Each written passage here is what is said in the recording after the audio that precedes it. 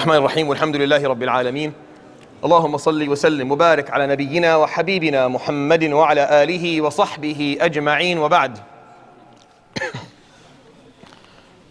All right. So today I will conclude the portion of the persecution of the Prophet sallallahu alaihi wasallam, and I'll start talking about some things that the Sahaba had to undergo. Keep in mind that I leave out a lot. That what I leave out is 3 to 4 fold of what I'm actually telling you. And I've done it like that, and I'll continue to do it like that.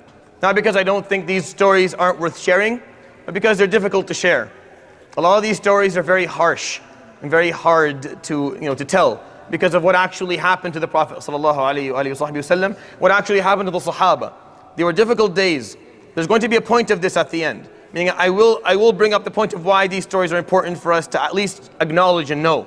I don't think I have to tell you all the brutality, but you should be aware of the degree of the brutality. You should be aware of the degree of persecution and oppression that our ancestors, that the Prophet ﷺ and the Sahaba had to undergo in order for Islam to actually reach you and I in the form that it did.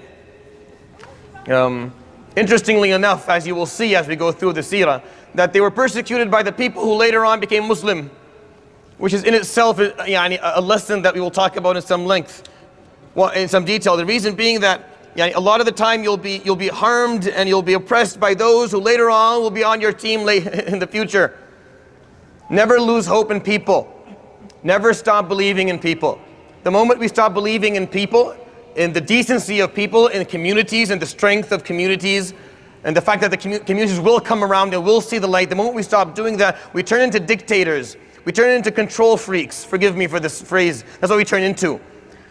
The Prophet ﷺ, the people who harmed him the most, their children became the ambassadors of Islam. And from there, when we talk about Quraysh, and I tell you Quraysh did this and Quraysh did that, and they harmed the Prophet ﷺ, who embraced Islam at the end? Who is Islam? Which tribe is Islam known to be a part of the most? Which tribe represents Islam the most? Just Quraysh. It's the same tribe. Those who fight you at the beginning, quite often come around at some point in the future. You just can't lose hope in people. Because as you listen to these stories that I'll tell you about the Prophet ﷺ, what he had to go through, you may think that at some point he would lose it. And he would say, because it's not going to end in today's halaqah. He will continue to be oppressed for the next 20 years of the Seerah. Easy. It'll only be maybe the last couple of months before he passes away, ﷺ, that he'll be free from that level of oppression. But he never lost hope. He never lost hope, ﷺ. He never stopped believing in the decency, and the goodness, and the khair that existed in people. And that is a lesson that we must carry with ourselves. Never lose hope, especially in family. Because the Prophet ﷺ, who is he speaking to in Mecca? Quraysh is his family, it's his larger tribe. He's speaking to family. He never lost hope in family, never lose hope in family. No matter how difficult they make it for you, just continue to do this. Be like him, alayhi salatu wasalam. I'm going to tell you a story today that I think is really important. I give it its own little slot in the Seerah because I think it's important to share with you. Abu Jahl and Uqba ibn Abi Mu'ayt, some say Abi Mu'ayt, doesn't make a difference. These two people were very close friends. By far, those two names are the two names that harmed the Prophet ﷺ and the Sahaba during the Mecca period the most. Abu al-Hakam ibn Hisham, Makhzumi, and Uqba ibn Mu'ayt. These two people, by far, physically and financially and socially harmed the Prophet ﷺ the most. And they were best buddies. They're very close. They're very close. At some point during the Prophet ﷺ, from the 3rd to 6th year, at some point, he spoke to Uqba ibn Abi Mu'ayt, because he's going to the nobles of Quraysh. He's speaking to all the bosses, all the big people, all the intelligent, all the intellectuals, all the leaders. So he spoke to all of them, and Uqba was one of them. And the Prophet ﷺ, began explaining Islam, and Uqba did not want to hear it, at least for the first 3 or 4 attempts. But by the 5th or 6th time, Uqba started to come around a little bit. He started to listen a bit more attentively to the Prophet ﷺ. He started asking questions. ﷺ started to speak to him on his own. They were having one-on-one sessions where he was explaining to him the deen. And then Uqba, you could see on his face that he was slowly changing. He hadn't accepted Islam, but you could see there's something changing in him. The way he talked about the Prophet ﷺ, how he greeted him, how he sat with him, things were changing for Uqba. To the point where the Prophet ﷺ, in some narrations, was telling the Sahaba that prepare, very soon you're going to hear great news. Why? Because it looked like Uqba was going to accept Islam. It was just a matter of time. So the Prophet ﷺ was building up to this moment where Uqba was finally going to accept Islam. He's one of the big leaders, one of the nobles of Quraysh. Abu Jahl, his best friend, had been traveling for the last 3 months. As you know, they were all businessmen, and they would travel رحلة الشتاء والصيف, either to the north or to the south, to sell their merchandise and come back. And it just happened to be the time where Abu Jahl, Abu al-Hakam ibn Hisham, was on his travel with his caravans. And during that period, the Prophet ﷺ was speaking to Uqba. Abu Jahl comes back. This is just around the same timing. This is how it happened. I don't know why. I think maybe for me to tell this story. He comes back. Before he gets to his house, people come up to him and say, you're not going home. You can't enter your home until you listen to us, and you have to do something. And he's explaining to them, well, I've been traveling for months. Let me go home. Let me have a shower. Let me change my clothing. Then I'll listen to you. They said, no. This is the urgency of the matter we want to talk to you about is at the level that you can't go home. You have to listen to this now. So what's the problem? فَقَالَ صَبَأَ صَاحِبُكَ. Your friend is leaving your faith, your religion. He's following اتَّبَعَ مُحَمَّدًا. He's following Muhammad. So Abu Jahl would go immediately to Uqba's house, immediately. And he would knock on Uqba's door. So I would open the door. And he would say, أهلا بحبيبي وصاحبي. Welcome to my friend, I haven't seen you in months, please come in. فقال وجهي من وجهك حرام ولساني من لسانك حرام. I will never speak to you again, I will never look you in the face. حتى تذهب وتبصق في وجه محمد. Until you go and you spit in Muhammad's face. That's what he told him. And he walks away. And he leaves him. Just so you understand what he had to go through. Sallallahu alayhi wa sallam. Sallallahu ala Muhammad. Sallallahu alayhi wa sallam. So he told him, I will not speak to you again. You're not my friend. I don't know you until you go do this now. And he left. So Uqba is now stuck with this dilemma. He's stuck with a dilemma. What does he do? Whenever you tell your kid that you want to move them from one school to the other, right? It's a huge fight. Or if you tell your child we're going to move to a different city, it's a nightmare. If you're a parent, it's a nightmare. Why? Because they don't want to lose their friends. Having friends is very important. You choose where you're going to live. You choose your residence. You choose where, based on the social acquaintances that you have around you that will allow you to feel at home. You need friends. You need people around you to function. It's impossible. I still remember. I'm not that old yet. I remember what it felt like. I used to try to plan my life as a child to be around my friends somehow. And you'll all do that as kids. That's fine. Just as a piece of information, you're going to fail completely. It's not going to work at all. You're going to lose all your friends and you're going to make new friends. This is how life works. And the friends you had a long time ago that you lost will come back around. That's how life is. But you will try. You'll try and plan your life around keeping your friends. You'll be telling your friend, yeah, I'll get a job in this place. You get a job in that place. We'll live in these places. We'll be close together. It never works out. But that's how we function because we want our friends around. It's normal. That's a natural human desire. There's nothing wrong with that at all. It's just you have to learn how to weigh things out because this story is a scary story. It's a scary one. So Uqba is now sitting at home with this dilemma of does he lose his best friend or does he stick to what he is now seeing to be the truth? You want to talk about peer pressure? This is the ultimate example of peer pressure because what you're being pressured by your peer to do is to leave what seems to you to be the ultimate truth. It's not about where you're going to sit during recess, or it's not about what apartment you're going to get in which building. No. This is about choosing al-haqq or al-batil. This is like the largest problem, where there's going to be righteousness or falsehood, where there's going to be Jannah or Nar. That is the most difficult question of all. And this person being pressured by his peer to choose one way against the other. Now you may think to yourself, no, my friends can affect me, but not when it comes to this. Not when it comes to Jannah or Nar. And then I have to correct you and myself. And no, it actually works that way. What you're going to hear right now is a very, very typical, classical dilemma and situation and scenario of peer pressure that prevails over doing the right thing. I'm not going to go into details, but Uqba made the wrong choice.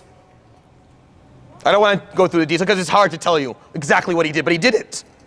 He knocked on the door of the Prophet's house, he opened the door and he did it. Sallallahu ala Muhammad sallallahu alayhi wa sallam. That's what he did to the Prophet alayhi sallam. He walked away.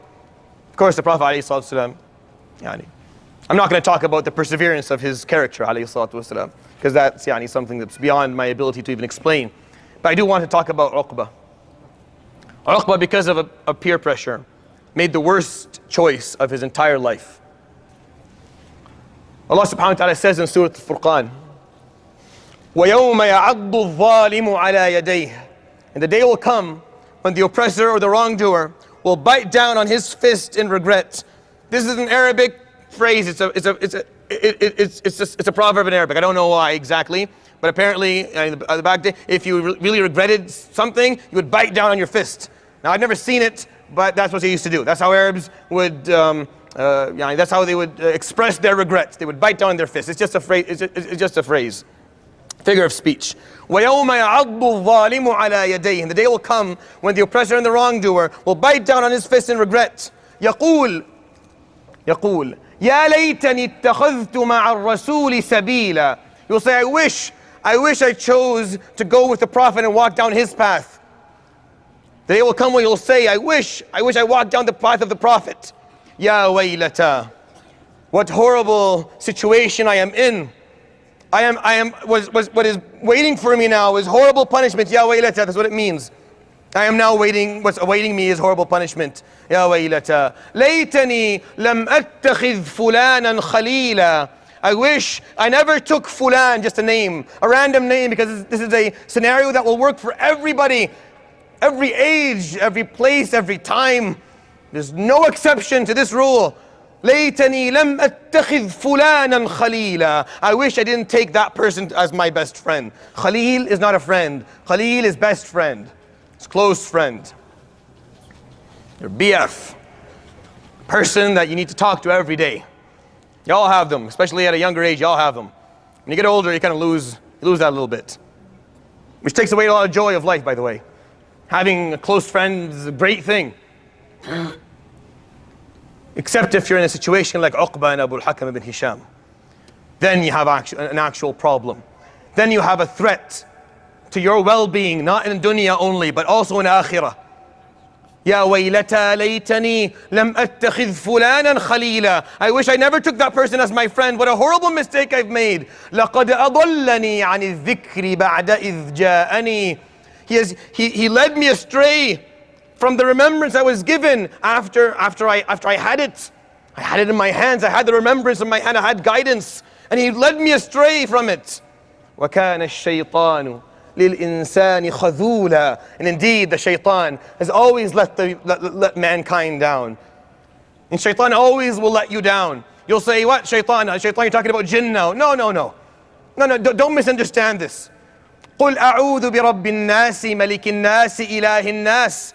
Say, I seek refuge in the Lord of mankind, the King of mankind, the God of mankind. Min sharril waswasil khannas, from the evil of the one who continues to give bad thoughts and bad ideas. Alladhi yuwaswisu fi sudurin nas, the one who continues to put that in the minds and the hearts of human beings.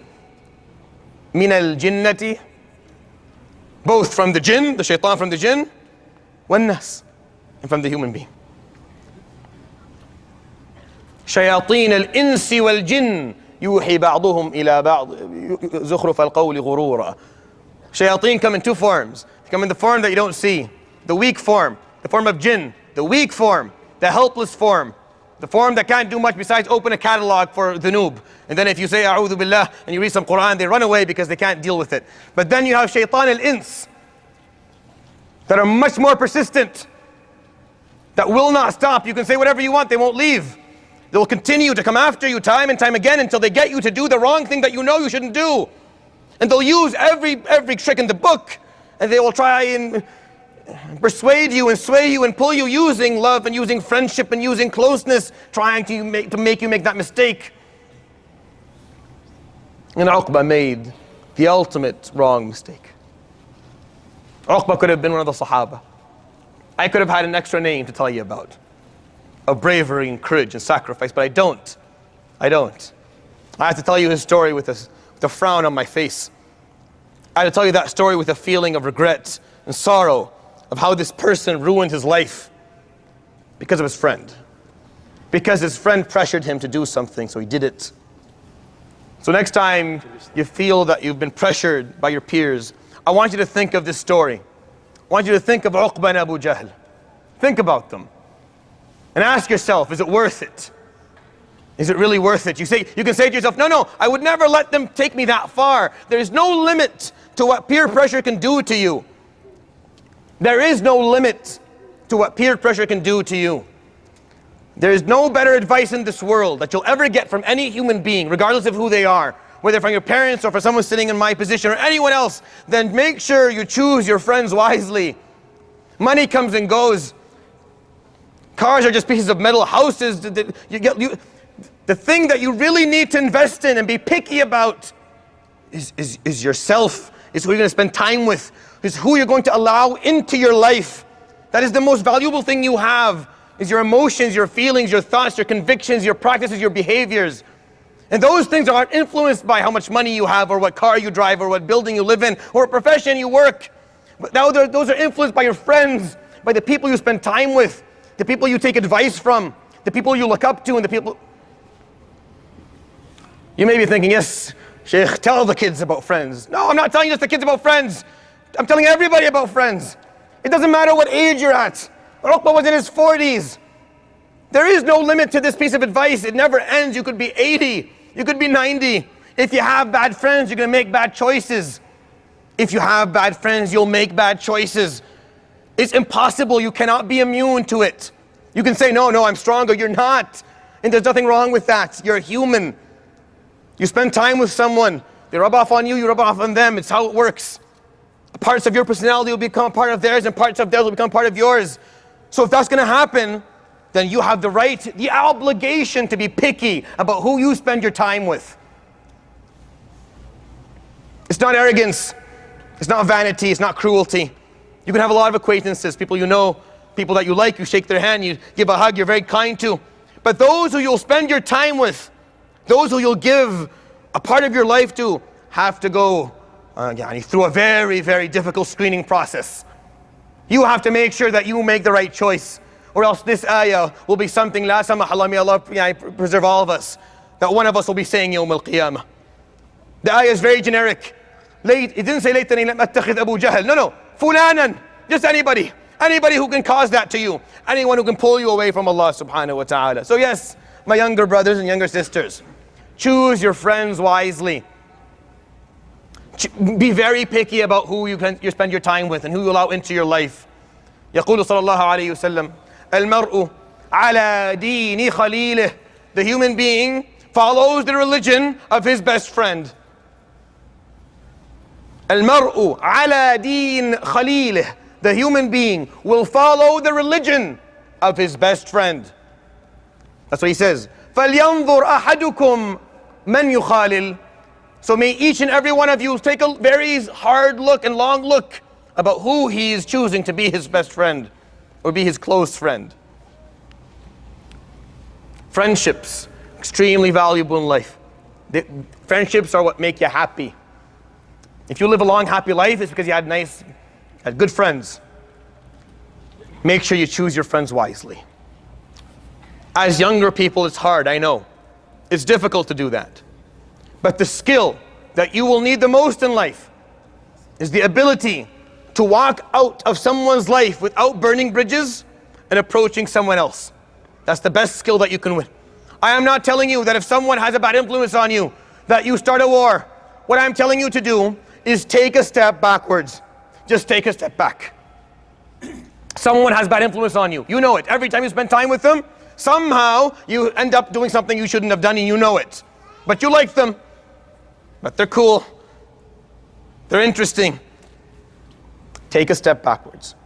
Don't burn bridges. Don't start animosities. Just take a step back. It's easy. You become more busy when they're not. That's all it is. Hey, no, I have this. No, I have that. Be very, very simple about it. Don't be rude. But if you know that, I've been working with youth for a long time. Sometimes I see two young people. Wallahi, they're really good young men. Very good. I know the ma'dan. I know the quality of these two individuals. On their own, they're excellent. Put them together and shaitan is born. Somehow. Their chemistry is not, it doesn't work. Their chemistry, they just have this influence on each other. And they start harming one another, so you put them away. I'm not telling you that the person that is influencing you in a bad way is evil. No. Just for some reason, your chemistry with that person isn't good. It's not helpful for you. Take a step back. It's okay to take a step back from a relationship. It's okay. It's not okay. It's your obligation to do so if you know it's affecting you. I know. I'm getting a bit worked up. But I cannot emphasize the effect your friendships will have on you in your life. Wallahi, I cannot emphasize it enough. No matter how much I talk to you about this issue, there will still be room for me to talk to you about it more. You want to fix your problems? You want to become a better Muslim? You want to be happier in your life? You want to be able to do more, to achieve more, to reach higher? Just show me who your friends are. I get these questions. People come and talk to me about these issues and they're in their 40s and 50s. I ask them a question. Some of them get offended. Tell them who are your friends. And they're like, what do my friends have to do? I'm 50. It doesn't matter what age you are. Who do you spend your time with? The quality time. Who do you spend time with? Those are the people who you are going to resemble. And they're going to resemble you. And that's your zumrah. That's the group you will come with Yawm al-Qiyamah. No one comes walking alone Yawm al-Qiyamah. Maybe one or two prophets who tried their best and no one listened to them. But everybody will come. وَسِيقَ الَّذِينَ كَفَرُوا إِلَى جَهَنَّمَ زُمَرًا. And the people and the disbelievers who are going to be taken to Jahannam will be taken in groups. وَسِيقَ الَّذِينَ اتَّقَوْا رَبَّهُمْ إِلَى الْجَنَّةِ زُمَرًا. And those who had piety will be taken to Jannah زُمَرًا. No one's walking alone Yawm al-Qiyamah. Where are you going? Well, Jannah. Where are your friends? No, you're not. No, your friends, go join your friends. Wherever they are, that's where you're going to be. You're going to be with your friends. الْمَرْءُ مَعَ مَنْ أَحَبَّ. This is one of the few ahadith that are mutawatir. One of the few ahadith that we have in the books of hadith that have certain authenticity to the Prophet ﷺ. Where and this is the story of it. He is sitting on a camel, he's on the back of his camel, and this Bedouin guy from far away says, Ya Abu al-Qasim, Ya Rasulallah, Mata as-sa'ah, when is the day of judgment? Give me the timing. I have work, just tell me when it is so I can. قال ما المسؤول عنها بأعلم من السائل. I don't know. لكن ما أعددت لها. What have you prepared for it? فقال حب الله ورسوله. I prepared for it the love of Allah and His Prophet. فقال المرء مع من أحب. In the narration, أنت مع من أحببت. The human being will find himself يوم القيامة standing by those whom he loved the most in this life. Whoever you loved the most, those who were a part of your heart the most in life, they'll come together Yawm al-Qiyamah. That's why strong families will come together. Spouses that loved each other, truly did, will come together. Families, children and parents will come together. Friends will come together. Nations of believers will come together because that's who they loved. Choose your friends wisely, be picky about it. It's okay. It's the only time I'm going to tell you to be really picky. Don't open the door for everybody. No. Choose wisely. It's your job to make sure that because these people are going to influence you, they're going to touch your life, they're going to make a difference. Uqba almost became an early Sahabi. Uqba is one of the few names that we can talk about in Seerah and say this person is from Ahl Jahannam. It's very rare that I can point out a name and say that person is in Jahannam, except if Allah subhanahu wa ta'ala tells me so. Like He tells me Fir'aun, He tells me names that I know these people are in Jahannam. I can't do it for most people. But the Prophet ﷺ pointed out a few individuals who died, and he said these people are going to be punished Yawm al-Qiyamah. One of them is Uqba. Uqba went from almost being a Sahabi to being one of the people that we can say with certainties in Jahannam. Wal-'iyadhu billah. Imagine the difference. Imagine the difference from being a star to being... Why? Because of peer pressure.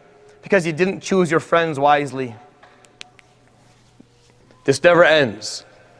Don't tell me now I'm old, it doesn't matter. It always matters. It will continue to matter till the day you pass away.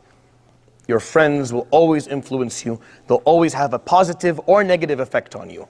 Don't kid yourself and say, I'm mature, much more mature now, I'm much more knowledgeable, I'm much strong. No, you're just another human being like the rest of us. You're just as vulnerable and lonely and scared and in need of support like everybody else in the world. And we get that from our support groups, which is our friends. So choose them wisely, or else the story here will forever be. And this ayah was revealed after the story, by the way. This ayah, you know what comes after this ayah right away? لَقَدْ أَضَلَّنِي عَنِ الذِّكْرِ بَعْدَ إِذْ جَاءَنِي وَكَانَ الشَّيْطَانُ لِلْإِنسَانِ خَذُولًا. What comes after that in the surah? وَقَالَ الرَّسُولُ Ya Rabb. This is the verse right after it, just so you understand how Allah subhanahu wa ta'ala views this. And the Prophet will say, on that day, Ya Rabb, oh my Lord, Inna qawmi ittakhadhu hadha al-Qur'ana mahjura. Indeed, my people have chosen to leave the Qur'an behind. Because there's no better friend for you than the Qur'an. If you're left with no one to be your friend, then may the Qur'an be your friend. Ittakhadhu hadha al-Qur'ana mahjura. They've chosen to turn their backs to this Qur'an, Ya Rabb. Subhanallah. Okay. I hope that story meant something as much to you as it meant to me. A few things happened during his persecution, alayhi salatu wasalam, that served as reminders to those who harmed him of who he was, and reminders to the Sahaba of who he was, alayhi salatu wasalam. Meaning, a few things that kind of just stood out. I told you one of them, when Jamil came, tried to hit him, but she didn't see him for whatever reason. Something like that. Abu Jahl at one point, one day, they were getting so upset, they were getting so frustrated with what he was able to do, alayhi salatu wasalam, he was influencing all these people, that he said something to his companions, the people around him. قال اليوم لأطأن رقبة محمد بقدمي ولأعفرن وجهه بالتراب والعياذ بالله صلى الله عليه وآله وصحبه وسلم. He said, today, I am going to step on his neck when he makes sujood. I'm going to shove his face in the dirt. صلى الله عليه وصحبه وسلم. That's what he said. So the Prophet ﷺ went through a lot, as I gave you examples of things that happened to him. But whenever it came to extreme or severe humiliation, there was a small intervention. Always a small intervention, just to remind people. So Abu Jahl went, and everyone was watching, because the Prophet ﷺ was making sujood right in front of the Kaaba. He arrives right beside the Prophet ﷺ, stands for 15 seconds and comes back. He comes back, but he's coming back. فقال, one of the people sitting there, قال لقد عاد إلينا أبو الحكم بغير الوجه الذي ذهب به. Abu al-Hakam has just come back to us right now with a different face than he left with. He was pale. He didn't look the same. Didn't look well. فقالوا ما الخبر؟ رأيناك وقف. You just stood there. What did you do?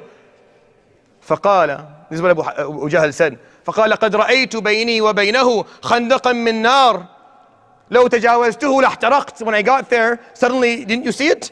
He starts to say to them, didn't you see what I saw? Didn't you see like this? It was this weird trench of fire that was between me and him. I almost got burnt. And they're looking at him saying, what trench of fire? You didn't see, I was just standing there, it was going to burn me. And they're like, what are you talking about? What are you on? What have you been taking? There was nothing there. You just stood there in front of him and came back. And they start laughing at Abu Jahl. That's a small little reminder of his prophecy, sallallahu alayhi wa sallam. He'll be persecuted, he'll be oppressed, he'll be harmed physically, he'll be harmed financially, harmed socially, harmed personally. But when it came to extreme humiliation, Allah subhanahu wa ta'ala kind of gave a reminder to those around him. One day, a Bedouin man came to Mecca. And this man was owed by Abu Jahl money. Abu Jahl had taken from him, eggs and milk, because the Bedouins, they had a lot of livestock, so they would come and sell it in the cities. And Abu al-Hakam and Hisham, Abu Jahl told him, I'll pay you later. Just write it down, I'll pay you later. He did that a few times, and this man would come and say, you haven't paid me yet. You owe me this amount of money, you haven't paid me yet. And Abu Jahl, at a certain point, told him, just go away. I'll pay you when I want to pay you. Just leave. He's a weak man, he's poor, he has no tribe to... Abu Jahl didn't feel that he had to do anything about it. So this man comes to the middle of Mecca and he starts calling, saying, who can get my haqq for me? Man ya'tini bi haqqi. ظلمت, I've been oppressed, I've been I'm poor, I want my money. No, can anyone get me my money from this person? So as a joke, some of the mushrikun sitting around the Kaaba thought it would be funny if they did this. If they called the man, فقالوا نعم نعرف رجلا يأتيك بحقك. You know someone who get your money for you. Someone who knows Abu Jahl very well, who Abu Jahl is afraid of. Who, go to Muhammad sallallahu alaihi wasallam. Thought it was a joke because Muhammad, of course, they don't get along at all. But they want to, as a joke, to laugh at the Prophet alayhi salatu wasalam. Because at the time he was weak. He didn't have, it was at the beginning, he didn't have much. So this man goes and he knocks on the door of the Prophet alayhi salatu wasalam. Says, أخبروني أنه لا يأتيني بحقي من هذا الرجل إلا أنت. They told me that no one can get me my wealth, or my haqq, my right from this person except you. And he starts begging him, please, I beg you, help me. I don't. So the Prophet alayhi salatu wasalam can see people laughing, so he knows the joke. It's a joke. You could have told him, brother, look, let me tell you the story. This is what's going on, and they wanted to play a joke on you. فَقَالَ نَعَمْ آتِيكَ بِهِ. He said, yes, I will get you your right for you. Sallallahu alayhi wa sallam. So he took the man by the hand, and he goes and he knocks on the door of Abu Jahl. He doesn't know what's going to happen next. Alayhi sallam. He was just that type of person. Didn't matter. He never. By the way, this guy never. We don't know this guy's name, and we have no information about whether he ever became Muslim or not. And the Prophet ﷺ never sold it. Like he never came and said, oh, before we do that, how about you become Muslim? No, none of that. You're oppressed, let's go and fix this now. But Ya Rasulullah, you have nothing, you have no leverage, you have no ability, that's fine. There's an oppressed person. I'll go and do my best. I'll go and do what will make me Yawm al-Qiyamah, at least someone free from blame. As they say, يَرْفَعْ عَنْهُ الْعَتَبْ. To take away the feeling that I didn't do anything, that I watched as someone was oppressed. So he took him by the hand and he goes and knocks on the door of Abu Jahl. So Abu Hakam opened, the people are laughing. Some people follow to watch to see what's going to happen next because it's going to be hilarious.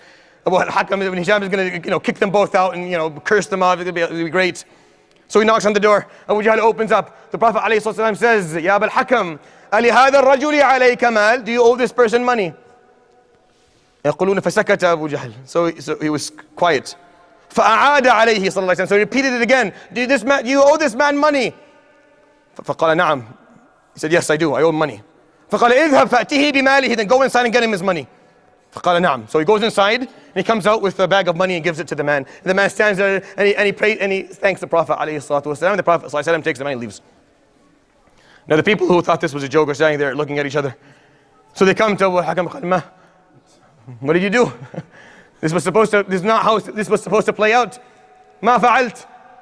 أخفت من أصابات. Did you leave your whatever? Are you a Muslim? What's happening? فقال ما رأيتم. Didn't you just see? قال ما نرى ماذا. What are we going to see? He came with the guy and he asked you for the money and you gave it to him. فقال كان خلفه فحل إبل ينفخ نارا. Behind him was this huge camel was blowing fire. والله أحرقني لو ما آتيه بماله. He was going to burn me if I give him the money. قالوا فحل إبل ماذا. What are you talking about? Camel who? There's no camel. Are you psychotic? What's wrong with you? What's going on? Sallallahu alayhi wa sallam. He didn't know that was going to happen. He had no idea alayhi salatu wasalam. He just did the right thing. He just did the right thing. He just did what he knew should be done at that moment. Someone's coming and see, this is the beauty of his character alayhi salatu wasalam. Do you think you would ever come knock on the door, ask him for help, and he would say no later? Never. No chance. No chance you knock on that door and ask for help and be sent back. No chance. If you asked him, if you needed him, he was going to be there with whatever he had. No matter how little it was, no matter how he would offer everything he had. That's just who he was. And the Sahaba who later on learned from him did the same. So you have all these stories in the Seerah and the history of Sahaba doing things that when you listen to it, you're like, nah, that didn't happen. No, that's a made up story. No, it's not a made up story. This is someone who lived with Muhammad, saw him do it and then did the same. They would give up everything.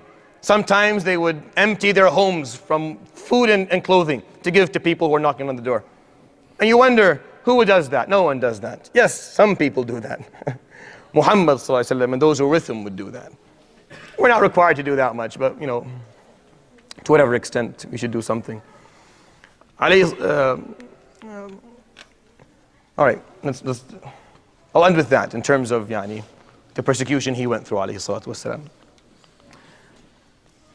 The perseverance of the Sahaba is the next part of this period.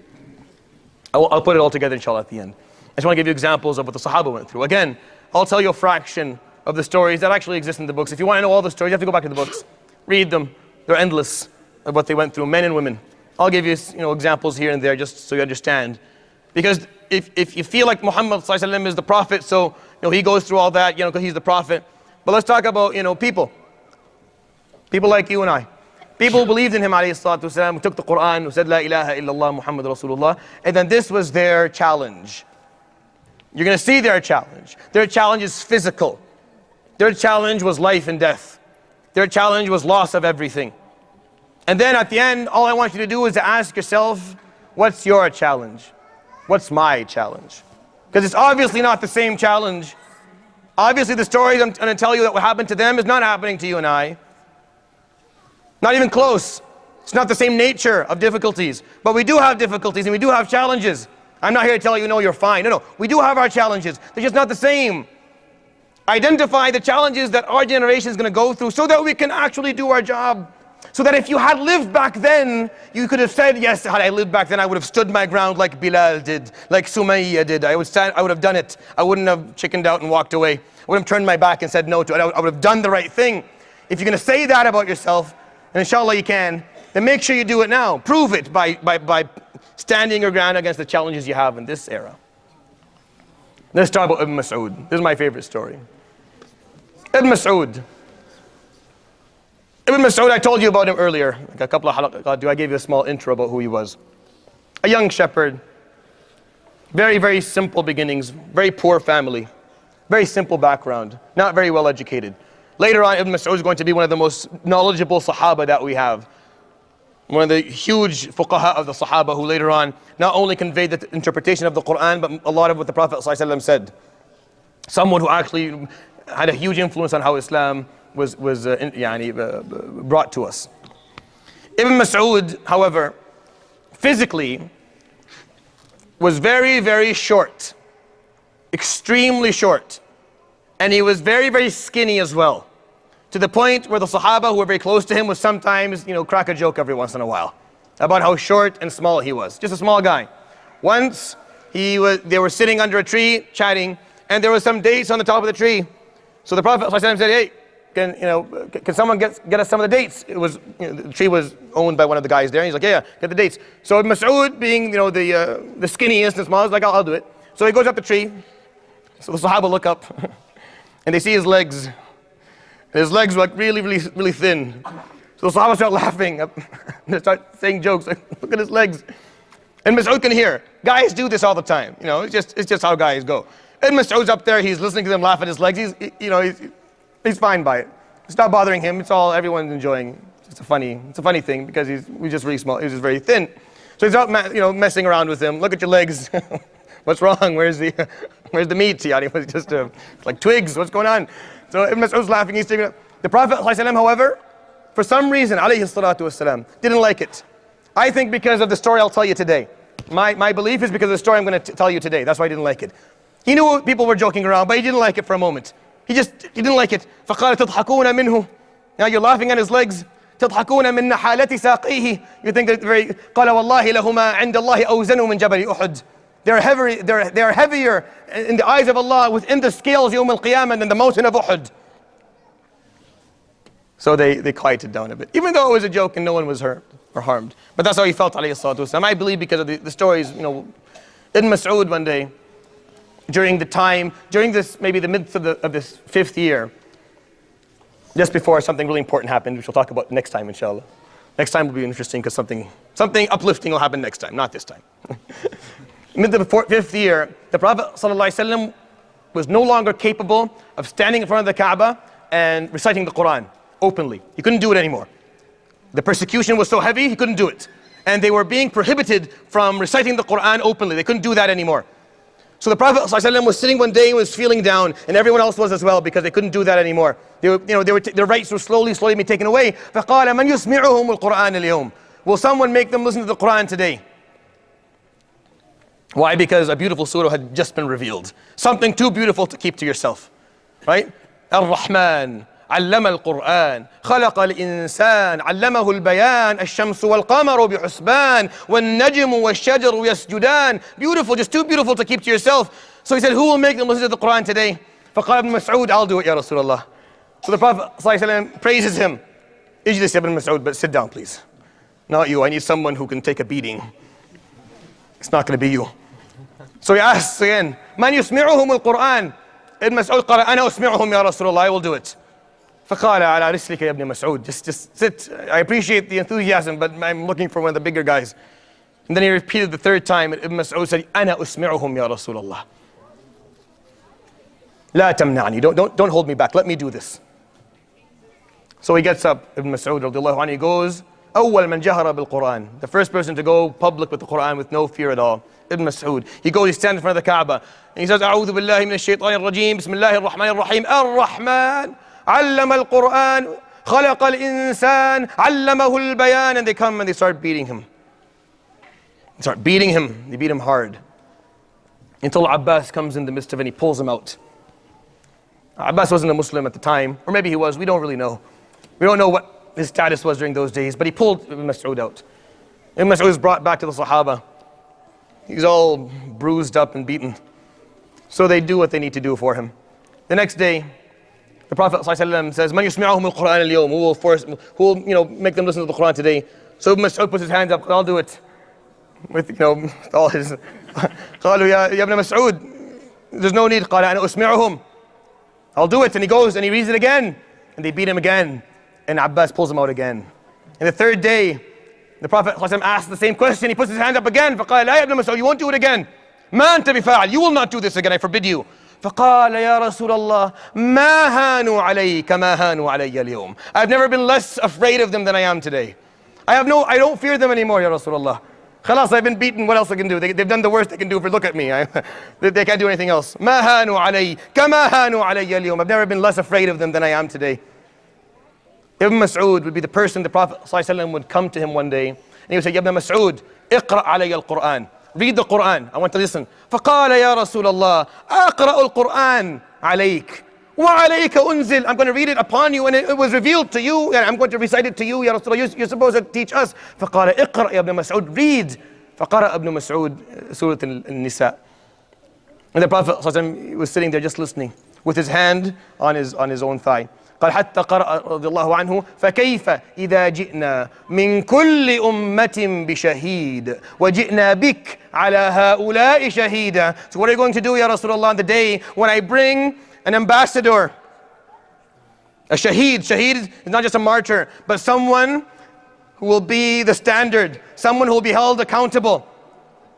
I will bring an ambassador for every single nation, and I will bring you, Ya Rasulullah, to be the martyr for these people. قال فوضع صلى الله عليه وسلم his hand on Ibn Mas'ud's thigh. فقال حسبك, that's enough. يقول ابن مسعود فنظرت فإذا رسول الله يبكي. I look up and the Prophet صلى الله عليه وسلم's tears are running down his face. The first person to go public with the Quran was Abdullah ibn Mas'ud radiallahu anhu. And you know the beauty of the story for me? Now this example that I gave you is a very extreme example. It's very extreme. But it really fits the concept of confronting your fears in life. I know it's an extreme example where he goes and he gets physically harmed. And when he does that, he's like, I'm not afraid anymore. I used to be afraid of them. I used to be afraid of what they could do to me. I don't fear them anymore, Ya Rasulullah. I don't care. They can do what they want. The worst has already happened. I've lost my fears. And taking that concept and just maybe thinking about it for a moment, make sure you confront your fears in life. Think long and hard about what it is that you fear the most. What you know that you should be doing but you're not for whatever reason, and confront them. You grow as a human being, you become stronger, you become more capable. Fight your demons, get rid of them. The earlier the better. This is a really, really extreme example. I'm not asking for this, don't do this. Don't go and read the Quran in the middle of Walmart or anything like that. It's not helpful. That's not what we need today. It's not the challenge that we have today. That was a challenge they had at that time. This was it was a tahaddi. It's a challenge. The rights were taken away. You can't read this publicly. Yes, we're going to do it. Today it's a different nature. The whole thing is different. But still, concept applies. I'll tell you one more story before we end, inshallah. Once, Imam Ali ibn Abi Talib was asked, Man ashja'un nas? Who is the most brave of all people? Now they asked him the question with the intention of getting a specific answer. They wanted him to say, myself, because Ali was known for his bravery. If you take each Sahabi and try to break down their characteristics and take one characteristic that they were known for, then you would take Ali radiallahu anhu and say that was the brave one. All his life, from 10 years old to the day he died, radiallahu anhu, bravery just defined him. So they asked him the question, so he would say myself and tell a story. And then to the surprise of everybody who was sitting, to shock them all, when they asked him the question, فَقَالَ أَبُو بَكْرَ أَشْجَعُ النَّاسِ. Abu Bakr was the most brave of all people. I can tell you one thing, Abu Bakr wasn't known for that. Known for a lot of stuff, he wasn't known for bravery specifically. فَقَالُوا كَيْفَ. What are you saying? What do you mean Abu Bakr? فَقَالَ لَقَدْ جَاءَ يَوْمٌ وَقَفَ رَسُولُ اللَّهِ يُصَلِّي أَمَامَ الْكَعْبَةِ. There was a day when the Prophet ﷺ was standing and praying in front of the Kaaba. فَجَاءَهُ غِلْمَانٌ مِّنَ الْقَوْمِ يَتَدَافَعُونَهُ بَيْنَهُم. 8, 9 guys came by, started pushing him around. You know, hooligans, a gang. Started pushing him around. He's standing there, alayhi salatu wasalam, very, very patiently. He's not going to confront physically. That goes against the rules we talked about. He's not going to start a fight. It's a bunch of ignorant young people. So they're pushing him around. One guy pushes him this way, and another guy pushes him another way, tripping him, pulling on his galabiyah, pulling out his imamah. Just abuse. Just open abuse. Alayhi salatu wasalam stands the ground, no problem. But then Abu Bakr sees him. Abu Bakr can't help it. He can't stand it. So he comes running in. And he starts pushing people away. قَالَ أَتَقْتُلُونَ رَجُلًا أَن يَقُولَ رَبِّيَ اللَّهِ.